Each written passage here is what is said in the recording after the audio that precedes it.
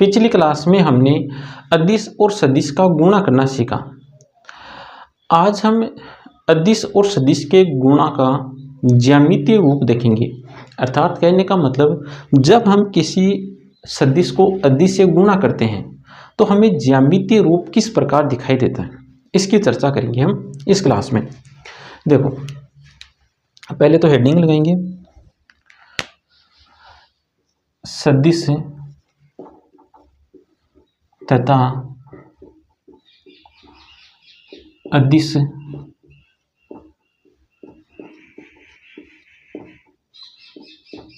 गुणा का ज्यामितीय रूप।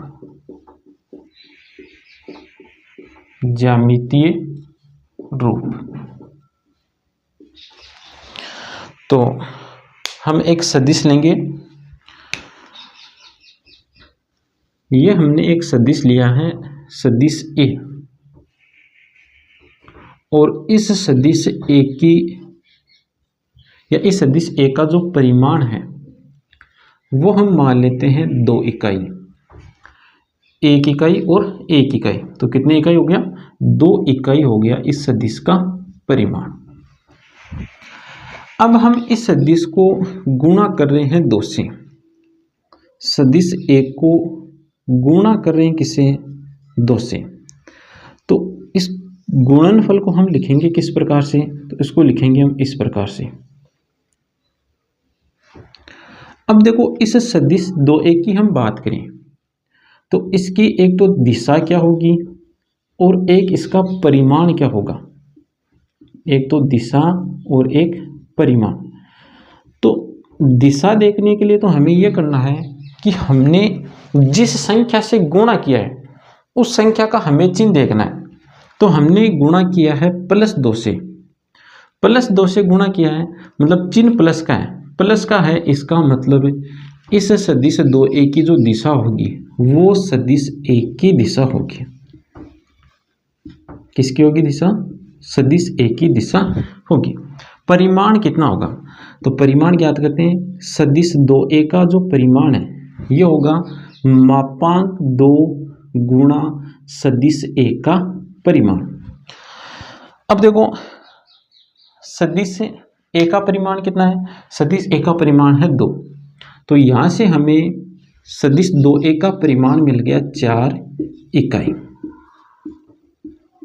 इस सदिश 2a का परिमाण कितना मिल गया? 4 इकाई। तो इस सदिश 2a की दिशा एक की दिशा में होगी। अब देखो, एक की दिशा क्या है? तो एक की दिशा है पूर्व की ओर। एक की दिशा क्या है? पूर्व की ओर। तो 2a की भी दिशा क्या हो गई? पूर्व की ओर। और सदिश 2a का परिमाण कितना हो गया? 4 इकाई का परिमाण हो गया। तो हमें एक ऐसा सदिश बनाना है जिसका परिमाण तो 4 इकाई हो और दिशा क्या हो? पूर्व की ओर हो। तो एक ऐसा सदिश बना दो। 1 इकाई, 2 इकाई, 3 इकाई और ये 4 इकाई, और ये है पूर्व की ओर दिशा। तो ये हमने बना दिया 4 इकाई का सदिश जिसकी दिशा एक की दिशा है। और ये सदिश कौन सा है? ये सदिश है सदिश 2a। ये जो सदिश है ये सदिश कौन सा है? सदिश 2a। तो ये तो हमने जब सदिश को प्लस की संख्या से गुणा किया तब हमें सदिश का ज्यामितीय रूप देखने को मिला। अब यदि हम इस सदिश a को माइनस की संख्या से गुणा करते हैं, जैसे हमने इस सदिश a को गुणा कर दिया -2 से। किससे गुणा कर दिया? -2 से। तो जब हम -2 से सदिश a को गुणा करेंगे तो इसको लिखेंगे किस प्रकार से? -2a, इस प्रकार से लिखेंगे। और इस सदिश के परिणाम की हम बात करें, -2a सदिश, इसके परिमाण की हम बात करें तो इसका परिमाण होगा -2 मापांक गुणा सदिश a का परिमाण। तो यहाँ से आ गया 2 गुणा a का परिमाण कितना है? 2। तो यहाँ पर सदिश -2a का परिमाण हमें मिल गया 4 इकाई। अब हम इस सदिश, कौन से सदिश की बात करें? -2a सदिश की बात कर रहे हैं। इस -2a सदिश की दिशा क्या होगी? तो यहाँ पर देखो हमने ऋणात्मक संख्या से गुणा किया है। कौन सी संख्या से गुणा किया है? ऋणात्मक संख्या से गुणा किया है। तो चिन्ह यहाँ पर माइनस का है, माइनस का है, इसका मतलब इस सदिश की दिशा a की दिशा के विपरीत होगी। इस सदिश की दिशा क्या होगी? सदिश a के विपरीत होगी। सदिश a के क्या होगी? विपरीत होगी। देखो a की दिशा पूरब की ओर है, तो इस सदिश -2a की दिशा क्या हो जाएगी? पश्चिम की ओर। तो इस सदिश का ज्यामितीय रूप बनाने के लिए हमें क्या करना है? हमें एक ऐसा सदिश बनाना है जिसका परिमाण 4 इकाई हो और उसकी दिशा पश्चिम की ओर हो। तो एक ऐसा सदिश बनाओ, 1 इकाई, 2 इकाई, 3 इकाई और 4 इकाई, और दिशा में कौन सी करनी है इसकी? पश्चिम की ओर। तो ये हमने एक सदिश बनाया है जिसका परिमाण तो 4 इकाई है और दिशा पश्चिम की ओर है, और इस सदिश का नाम क्या है? इस सदिश का नाम है -2a सदिश। तो ये है -2a सदिश का ज्यामितीय रूप। तो ये रूप तो कौन से सदिश का है? ये ज्यामितीय रूप तो है ज्यामितीय रूप सदिश -2a का। और ये ज्यामितीय रूप किसका है? ज्यामितीय रूप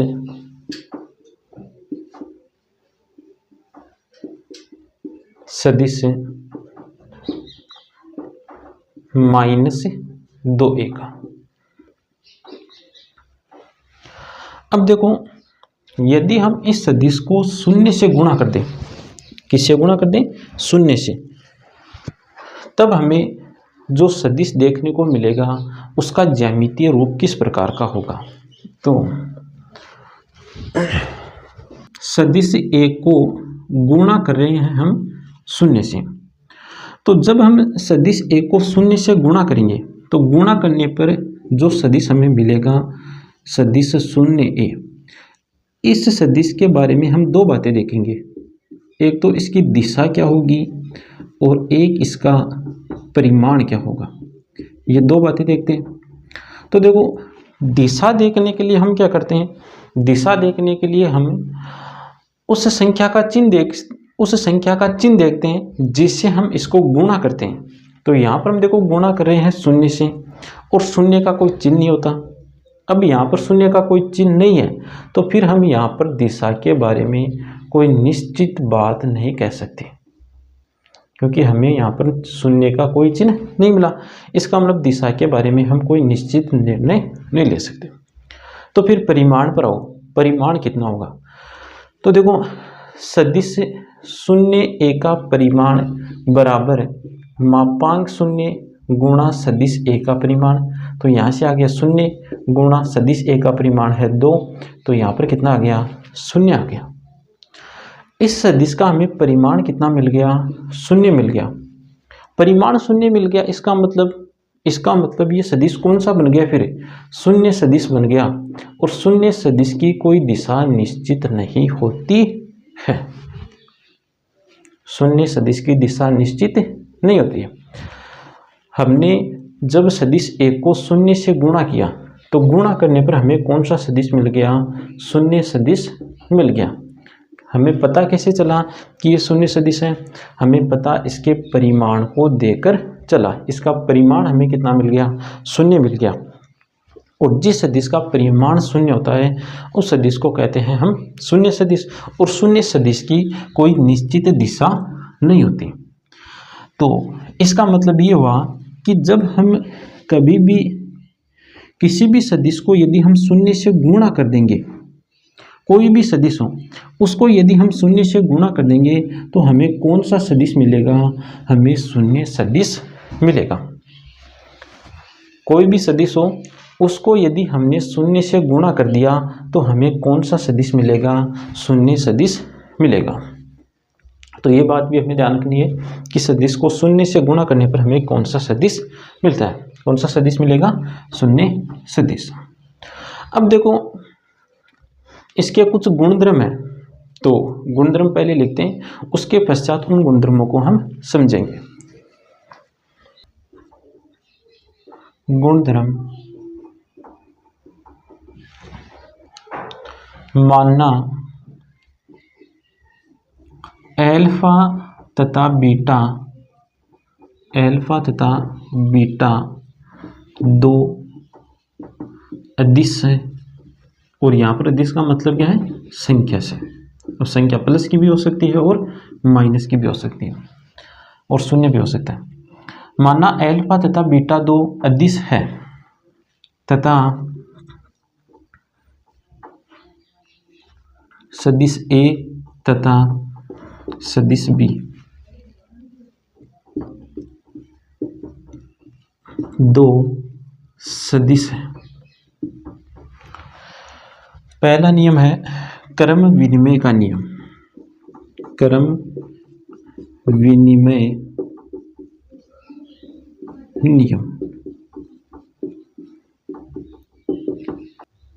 अल्फा सदिश ए बराबर होता है सदिश ए अल्फा के। क्रम विनिमय नियम क्या है, अल्फा सदिश ए बराबर होता है सदिश ए अल्फा के।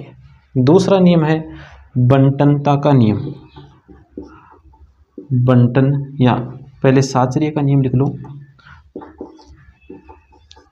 साहचर्य का नियम। साहचर्य का नियम क्या कहता है कि इस प्रकार देखो अल्फा बीटा और सदिश ए इस प्रकार लिखा हुआ है, तो आप पहले इन दोनों को गुणा करो या चाहे पहले आप इन दोनों को गुणा करो, परिमाण पर कोई फर्क नहीं पड़ेगा, हमें जो रिजल्ट मिलेगा वो समान ही मिलेगा।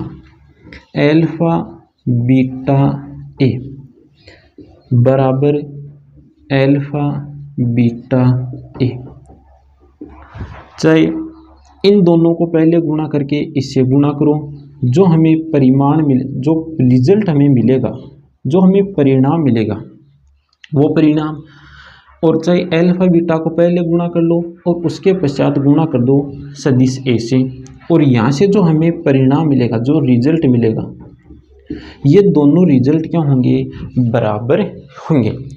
हमारी इच्छा, हम चाहे इन दो को पहले गुणा करें चाहे इन दो को गुणा करें, परिणाम पर कोई फर्क नहीं पड़ता है।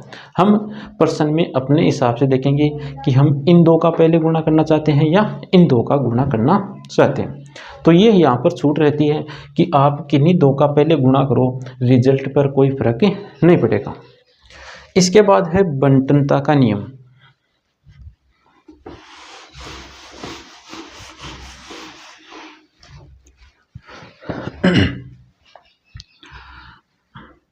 तीसरा नियम है बंटन का नियम, और इस बंटन के नियम को वितरण नियम भी कहते हैं। वितरण का नियम, नियम एक ही है, नाम इसके दो हैं, बंटन का नियम भी कहते हैं और वितरण का नियम भी कहते हैं। देखो ये नियम क्या है, सदिश ए गुणा अल्फा प्लस बीटा, इसको हम लिख सकते हैं सदिश ए गुणा अल्फा प्लस सदिश ए गुणा बीटा, या यदि ऐसा लिखा हुआ है तो इसको हम ऐसा लिख सकते हैं। साथ में यदि अल्फा प्लस बीटा पहले हो और सदिश ए बाद में हो, तब हम इसको क्या लिखेंगे, तब लिखेंगे हम अल्फा सदिश ए, अल्फा गुणा सदिश ए प्लस बीटा गुणा सदिश ए। यहाँ पर तो ए वाम तरफ गुणा हो रहा है, इस कारण इसको कहते हैं वाम बंटन का नियम। वाम बंटन का नियम, और यहाँ पर ए दक्षिण तरफ गुणा हो रहा है, इस कारण इसको कहते हैं दक्षिण बंटन का नियम। इस कारण इसको क्या कहते हैं, दक्षिण बंटन का नियम।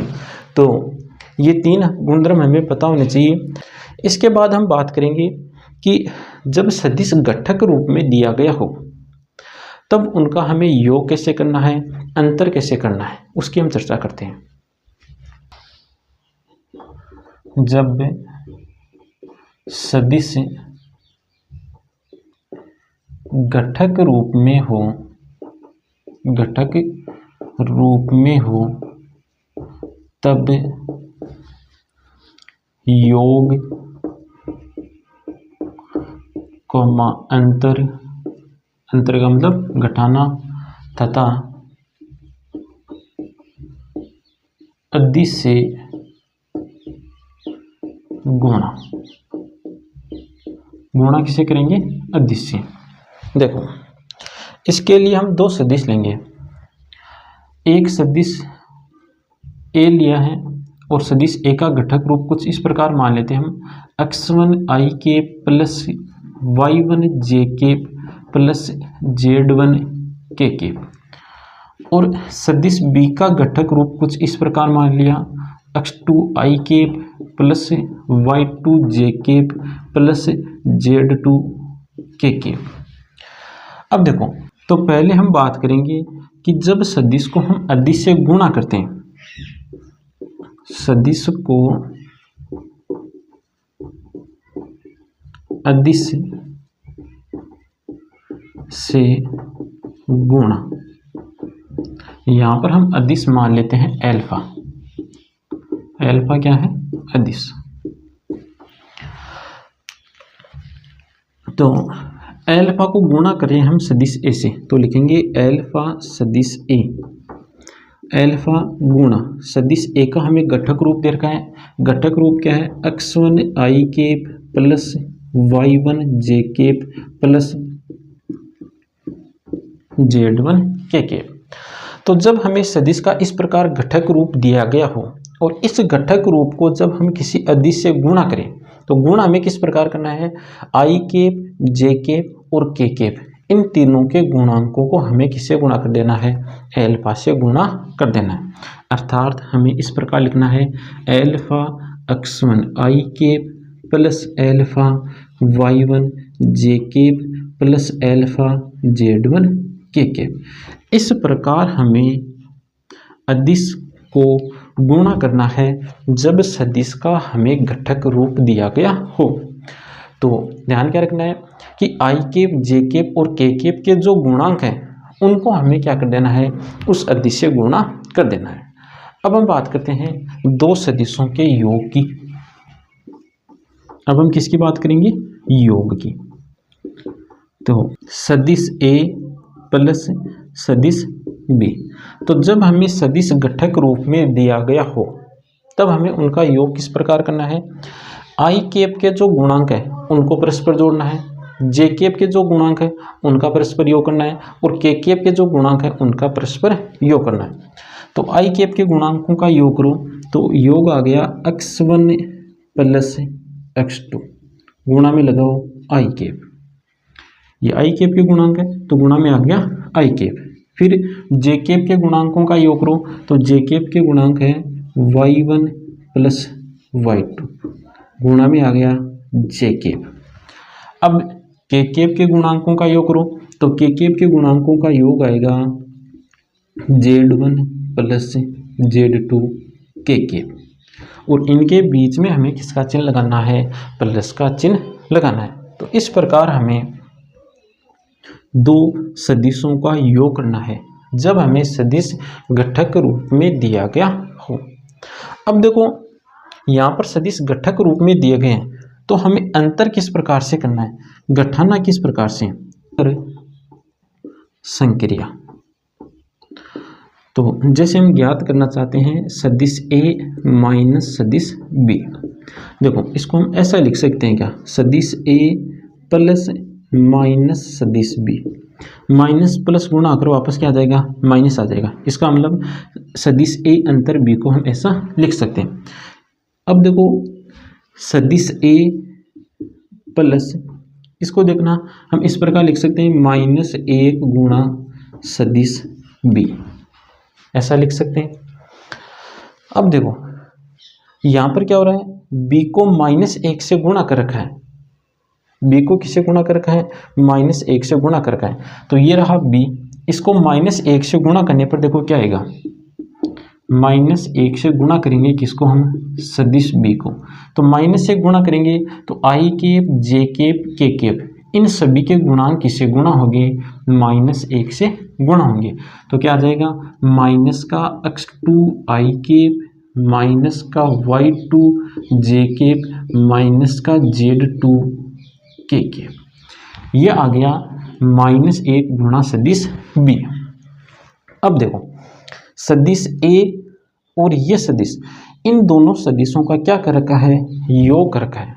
कौन कौन से सदिशों का, एक तो इस सदिश का और एक इस सदिश का, इन दोनों सदिशों का क्या कर रखा है, योग कर रखा है। तो योग कर रखा है और हमें यहाँ पर कौन सा रूप दे रखा है, घटक रूप दे रखा है।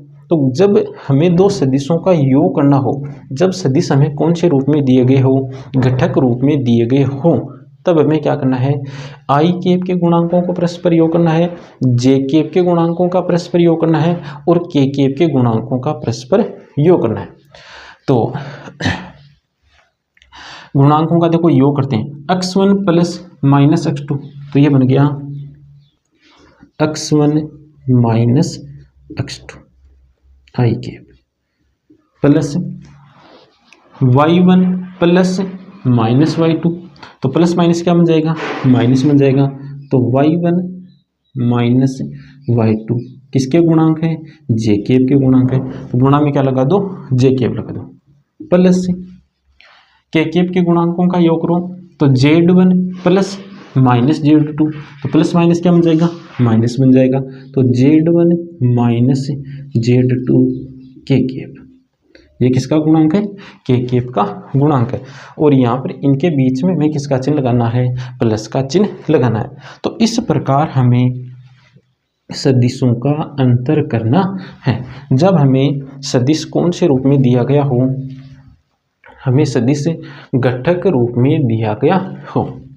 अब देखो अंतर संक्रिया में हमें इतना ही ध्यान रखना है, अंतर संक्रिया में न तो क्रम विनिमय नियम की पालना होती है, अंतर संक्रिया न तो क्रम विनिमय नियम की पालना करती है, न ही साचरीय नियम की पालना करती है, न ही तत्समक सदिश होता है इसमें, और न ही प्रतिलोम सदिश होता है। तो ये जो चार नियम या जो चार गुणधर्म हमने योग संक्रिया में देखे थे, कौन सी संक्रिया में, योग संक्रिया में, ये नियम अंतर संक्रिया में नहीं होते।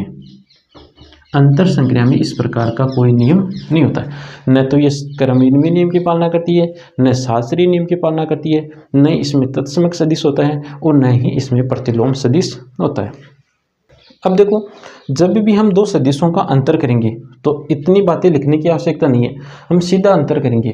सीधा अंतर कैसे करेंगे, देखो हमने क्या कर रखा है, सदिश ए अंतर सदिश बी कर रखा है, और ए अंतर बी सदिश हमें क्या मिला है, x1 minus x2 I cap, y1 minus y2 J cap, z1 minus z2 K cap. अब देखो यहाँ पर सदिश ए अंतर बी कर रखा है, तो यहाँ पर देखो x1 minus x2 I cap, y1 minus y2 J cap, z1 minus z2 K cap. इस प्रकार हमें थोड़ा सा ध्यान रखना है। यहाँ पर हमने सदिश को अदिश से गुणा किया, तो जब एल्फा का मान शून्य हो, जब एल्फा का मान क्या हो, शून्य हो, तो सदिश क्या बन जाएगा, शून्य गुणा सदिश ए, ये बन जाएगा। और ये कौन सा सदिश होगा, शून्य सदिश होगा।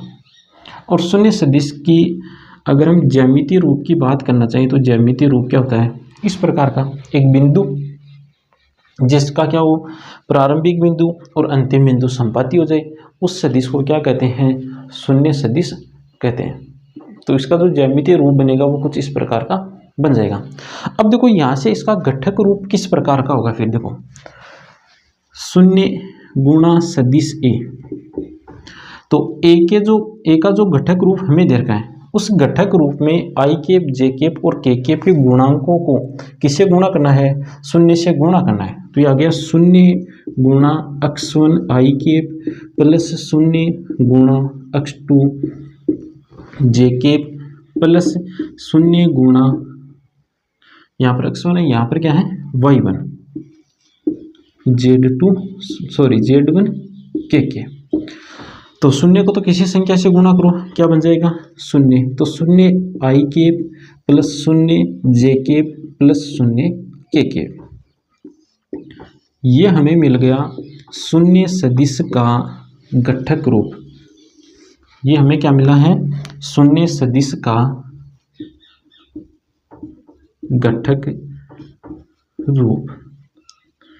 इस बात को आप पहला जो नियम लिखा है सदिश का अदिश्य गुणा, इसमें 1 नंबर लगा करके लिख लेना। तो शून्य सदिश का जो घटक रूप हमें मिला है, इसमें हमें क्या मिला है, आई केप जे केप और के केप के गुणांक क्या होंगे, शून्य होंगे। यहाँ पर देखो, यदि हमें ऐसा पूछ ले कि शून्य सदिश के अदिश घटक क्या है, तो अदिश घटक क्या है, 0,0,0। और यदि ऐसा पूछ लें कि शून्य सदिश के सदिश घटक क्या है, तो सदिश घटक क्या होंगे, 0 आई केप, 0 जे केप, 0 के केप। ये होगा शून्य सदिश का सदिश घटक। ये तो क्या है, शून्य सदिश के सदिश घटक, और ये क्या है, शून्य सदिश के अदिश घटक। तो आज की क्लास में इतना ही, आगे की चर्चा करेंगे हम नेक्स्ट क्लास में।